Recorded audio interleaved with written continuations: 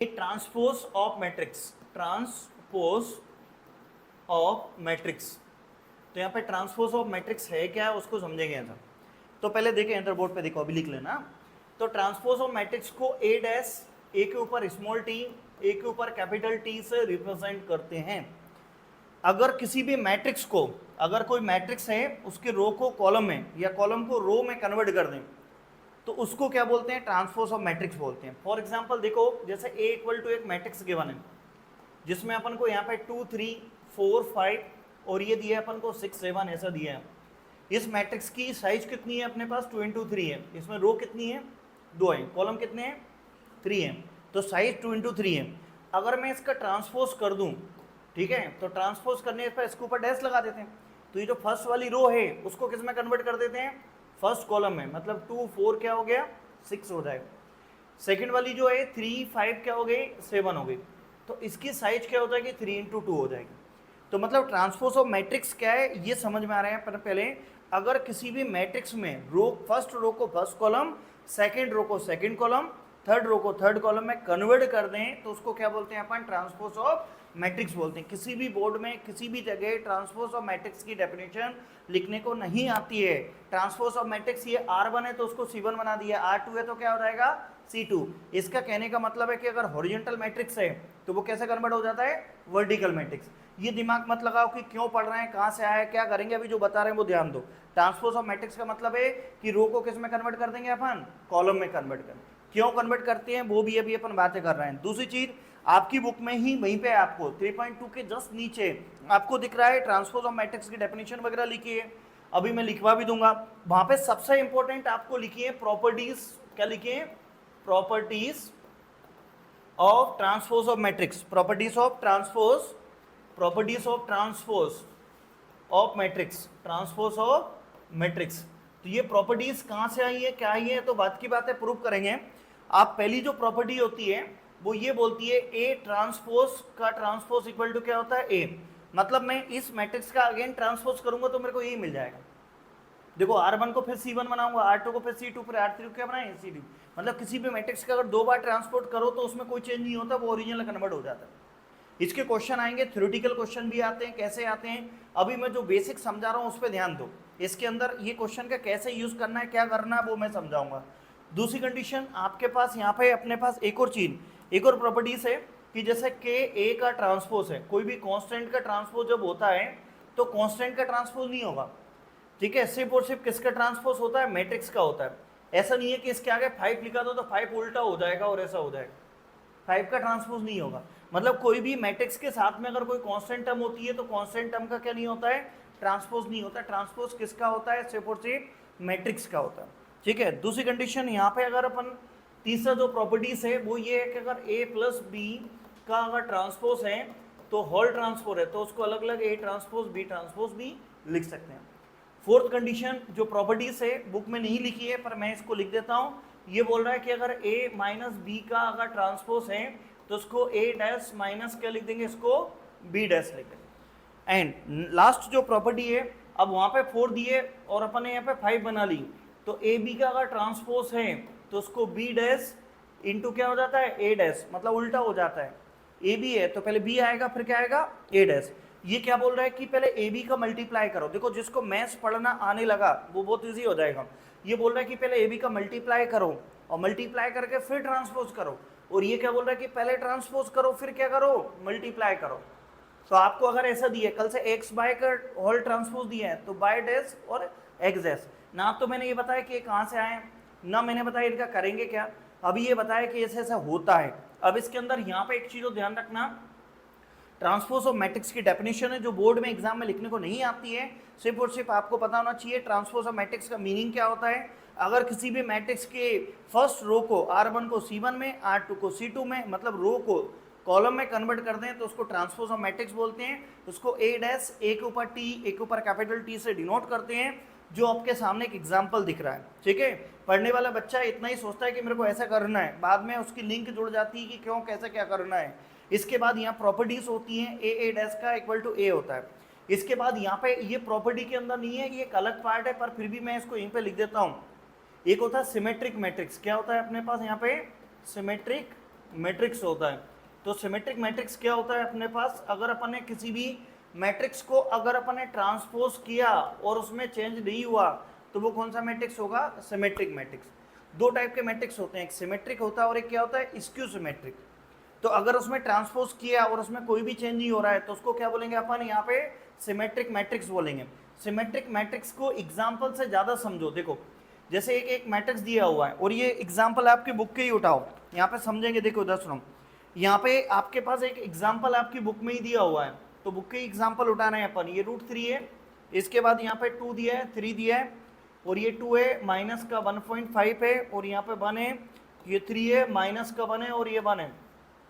ये लोग पहले से जानते हैं इसकी, ये कौन सा मैट्रिक्स है, एक स्क्वायर मैट्रिक्स है। इसको डायगोनल बोलते हैं, इसको क्या बोलते हैं, डायगोनल। ये जो रहता है इसको आप लोग डायगोनल बोलते हैं, जिसके ऊपर मैं ऐसे ऐसे बना रहा हूँ ना, ये कौन है, डायगोनल। अगर डायगोनल के ऊपर के ये एलिमेंट्स अगर एक जैसे होते हैं, देखो 2 2 बराबर है, और 3 3 3 के इक्वल है, और यहाँ पे अपने पास 3, और ये क्या है अपने पास यहाँ पे 1, ये भी -1 है अपने, तो -1 के इक्वल है। मतलब डायगोनल के ऊपर के नीचे के एलिमेंट्स अगर सेम होते हैं तो उसको कौन सा मैट्रिक्स बोलते हैं, सिमेट्रिक मैट्रिक्स बोलते हैं। कोई भी चीज सिमेट्रिक कब होती है, जैसे आप मिरर में अगर ए को दिखोगे तो ए दिखेगा, लेकिन बी को अगर मिरर में देखोगे तो बेचारा उदास होकर मुंह मोड़ लेता है ऐसा, तो ये सिमेट्रिक नहीं है बी, पर ये क्या है, सिमेट्रिक। कुछ लोग होते हैं ना जैसे सिमेट्रिक होते हैं, दोनों के हाथ पैर बराबर है, किधर से भी करो तो ऐसे ही। कुछ लोग होते हैं ऐसे होते हैं, उनके हाथ पैर ऐसे होते हैं, अगर इधर ले जाओगे तो सिमेट्रिक नहीं होते हैं। अपन किसी का मजाक नहीं उड़ा रहे, पर एक जनरली एग्जांपल दे रहे हैं। तो यहाँ पे सिमेट्रिक मैट्रिक्स देख के ही पता लग जाएगा आपको इसके क्वेश्चन कैसे आएंगे, क्या आएंगे। ये बातें मैं जो है ना आपको बताने के लिए कर रहा हूँ। अगर डायगोनल के ऊपर नीचे के एलिमेंट्स क्या होते हैं, सेम होते हैं, तो उस मैट्रिक्स को कौन सा मैट्रिक्स बोलते हैं अपन, यहाँ पे सिमेट्रिक मैट्रिक्स कहते हैं। तो ये आपका एक सिमेट्रिक मैट्रिक्स है, ठीक है। दूसरी चीज, एक होता है स्क्यू सिमेट्रिक मैट्रिक्स। कौन होता है, स्क्यू सिमेट्रिक मैट्रिक्स, ठीक है, सिमेट्रिक मैट्रिक्स होता है। एक होता है अपने पास यहाँ पे स्क्यू सिमेट्रिक मैट्रिक्स होता है। अब स्क्यू सिमेट्रिक मैट्रिक्स क्या होता है, अगर एक मैट्रिक्स, एक स्क्वायर मैट्रिक्स को स्क्यू सिमेट्रिक मैट्रिक्स कब बोलेंगे, जब उसमें क्या होगा अपने पास a dash equal to -a हो। a डैश इक्वल टू क्या होता है, -a। तो देखो जरा इसका एग्जाम्पल भी देखो, ये सब तुम्हारी बुक के ही उठा रहा हूँ, एनसीईआरटी की बुक को आप जो देख रहे हैं उसके अंदर ही। जैसे आपको फॉर एग्जाम्पल एक दिया हुआ है वहाँ से बी, एनसीईआरटी में बी से डिनोट किया है, अपन उसको यहाँ ए से डिनोट कर रहे हैं। जिसमें देख रहे हो आप यहाँ पे दिया हुआ 0 माइनस का ई, ये कितना है, माइनस का एफ है, यहाँ पे ई है, और ये कितना है, 0 है, ये माइनस का जी है, इधर एफ है, और ये कितना है, जी है, और ये 0 है। देखो आप अगर इसमें देख पा रहे हो कि डायगोनल के ऊपर नीचे के एलिमेंट सेम है, ये डायगोनल है, डायगोनल के ऊपर नीचे के एलिमेंट क्या है, सेम है, बट अपोजिट साइन है। क्या है, देखो यहाँ पे नेगेटिव माइनस ही है, वहाँ प्लस का ही, माइनस का एफ है, वहाँ पे क्या है, प्लस का एफ, यहाँ माइनस का जी है, वहाँ पे क्या है, प्लस का जी। तो अगर डायगोनल के ऊपर नीचे के एलिमेंट एक जैसे होते हैं विद साइन तो उसको बोलते हैं सिमेट्रिक मैट्रिक्स। अगर डायगोनल के ऊपर नीचे के एलिमेंट सेम तो हैं बट क्या है, अपोजिट साइन, तो उसको कौन सा मैट्रिक्स बोलते हैं अपन, स्क्यू सिमेट्रिक मैट्रिक्स बोलते हैं। तो आप यहाँ पे सिमेट्रिक मैट्रिक्स का पूरा कॉन्सेप्ट पहले समझो, मस्त आराम से लिखवा दूंगा मैं आपको। सिमेट्रिक मैट्रिक्स किसको बोलते हैं, अगर किसी भी मैट्रिक्स की रो को कॉलम में कन्वर्ट कर दें तो उस मैट्रिक्स को क्या बोलेंगे अपन, सिमेट्रिक मैट्रिक्स। देखो R1 था, C1 बना दिया, R2 को किसमें बना दिया, C2 को। तो इस बात से शिक्षा मिलती है कि कभी हॉरिजेंटल मैट्रिक्स होता है तो किसमें कन्वर्ट हो जाएगा, वर्टिकल में, वर्टिकल है तो किसमें कन्वर्ट हो जाएगा, हॉरिजेंटल में। अब ट्रांसपोज करते क्यों है, क्वेश्चंस के अंदर जरूरत लगेगी, कहाँ लगेगी, कैसे लगेगी, वो सब मैं कराऊंगा टाइम टू टाइम। अभी जो बता रहा हूँ उस पर ध्यान देंगे। तो ट्रांसपोज ऑफ मैट्रिक्स के अंदर इसकी प्रॉपर्टीज होती है, ए डैश का डैश क्या होता है अपना, ए होता है, अगर के ए का डैश है तो कांस्टेंट बाहर निकल जाएगा, ए डैश अकेला बचेगा, और ए प्लस बी का होल डैश है। तो ये बोल रहा है कि पहले इसको प्लस करो फिर ट्रांसपोज करो, ये बोल रहा है कि अलग अलग ट्रांसपोज करो फिर क्या करो, उसको प्लस करेंगे ऐसा। और ये बोल रहा है कि ए माइनस बी का डैश है तो ए डैश माइनस बी डैश, और यहाँ मल्टीप्लाई में होता तो उल्टा हो जाता। सिमेट्रिक होता है स्क्यू सिमेट्रिक। अगर डायगोनल के ऊपर नीचे के एलिमेंट्स हैं, समान हैं, एक जैसे हैं, तो वो कौन सा होगा, सिमेट्रिक। मतलब ए डैश इक्वल टू ए, और ए डैश इक्वल टू क्या होता है, माइनस ए। एमपी बोर्ड में अगर क्वेश्चन आएगा तो वो इतना ही पूछ लेते हैं कि सिमेट्रिक मैट्रिक्स क्या होता है, तो आप क्या बोलोगे, जिसमें A dash equal to minus A dash equal to A होता है तो उसको सिमेट्रिक मैट्रिक्स बोलते हैं, और अगर ए डैश इक्वल टू माइनस ए होता है तो उसको क्या बोलते हैं अपन, स्क्यू सिमेट्रिक मैट्रिक्स बोलते हैं। Symmetric matrix, skew symmetric matrix केवल और केवल स्क्वायर मैट्रिक्स के ही होते हैं। तो ये ट्रांसपोज ऑफ मैट्रिक्स का बेसिक है, ये मस्त अभी मैं तुमको। तो इसके अंदर अपने पास ये जो क्वेश्चन दिया हुआ है, बोल रहा है find the transpose of the following etch matrices. आप लोगों ने जब पढ़ा था जानते हैं कि जब मैट्रिक्स होता है, मैट्रिक्स को हमेशा किससे डिनोट करते हैं, कैपिटल लेटर से डिनोट करते हैं। तो पहला वाला जो क्वेश्चन है, फर्स्ट वाला क्वेश्चन, तो यहाँ पे इसको ए से डिनोट कर देंगे। किससे डिनोट कर देंगे अपन, ए से। ए इक्वल टू में आप लोग जानते हैं मैट्रिक्स को किससे डिनोट करते हैं अपन, कैपिटल लेटर, वो A B C D X Y Z alphabet में से कुछ भी हो सकता है। तो यहाँ पे अपन ने इसको लिया 5 है, और ये कितना हो गया 1/2, और ये क्या है -1। इसका ऑर्डर कितना है 3/1 है। अब इसका मैं अगर ट्रांसपोज करूंगा, ट्रांसपोज करेंगे तो इसके सर पे क्या लग जाएगा, डैश लग जाएगा, ठीक है। तो R1 किस में कन्वर्ट हो जाएगा, C में, मतलब फर्स्ट रो फर्स्ट कॉलम है। अब रो ये है वहाँ पे, तो होने दो, आप अपनी मेथड अप्लाई करते चलो, ऑटोमेटिक आंसर आएगा। तो ये 1/2 और ये क्या हो गया -1, तो इसकी साइज क्या हो गई 1 में 3 हो गई। ये पूरी दुनिया का सबसे सरल क्वेश्चन है, कुछ भी नहीं है इसके अंदर। क्या करना है अपन को, रो को किस में बनाना है, कॉलम में। क्यों बनाना है वो बात की बात है, अभी समझ में आ रहा है क्वेश्चन कैसे करना है। अब इसके बाद यहाँ पे सेकंड क्वेश्चन है, ठीक है। क्वेश्चन सभी करेंगे जैसे आपको स्कूल का टीचर बोल देता है, बाकी क्वेश्चन आप कर लेना एक जैसे क्वेश्चन है।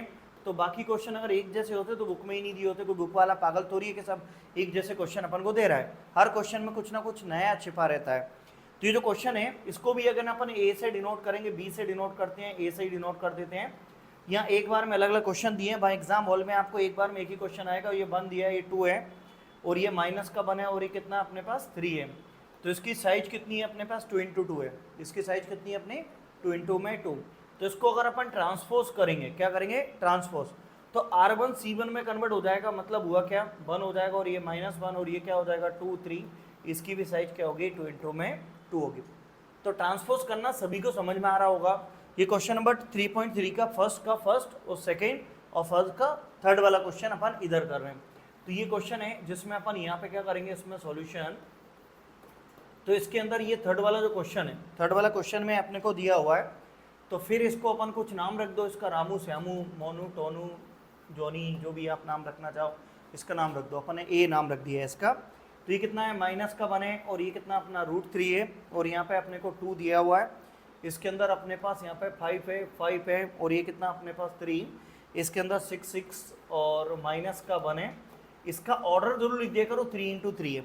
अब इसको ट्रांसपोज करेंगे तो आपको ऐसा कुछ वर्ड लिखने की जरूरत नहीं है कि ट्रांसपोज और ये वो, डायरेक्ट करेंगे अपन ऐसे। तो जब ट्रांसपोज करोगे तो ए पे अपन क्या लगा देंगे, डैश लगा देंगे ऐसा। तो इसके अंदर अपने पास क्या हो जाएगा, जो R1 है फर्स्ट रो है उसको किस में कन्वर्ट कर देंगे, फर्स्ट कॉलम में। मतलब हुआ क्या -1, ये 5 हो गया, और ये क्या हो गया 6 हो गया। ये कितना हो जाएगा अपना √3, ये 5 हो जाएगा, और ये क्या हो जाएगा 6। इसके अंदर देखें तो 2 3, ये क्या हो गया -1। ये अपना ट्रांसपोज ऑफ मैट्रिक्स हो गया। तो ये क्वेश्चन नंबर अपना कौन सा है, फर्स्ट क्वेश्चन था, जिसमें अपने को 3 क्वेश्चंस गिवन है। तो सभी को क्लियर हो रहा होगा ट्रांसपोज ऑफ मैट्रिक्स कैसे फाइंड करते हैं। एक होता है पढ़ने वाला बच्चा और एक होता है ना पढ़ने वाला बच्चा।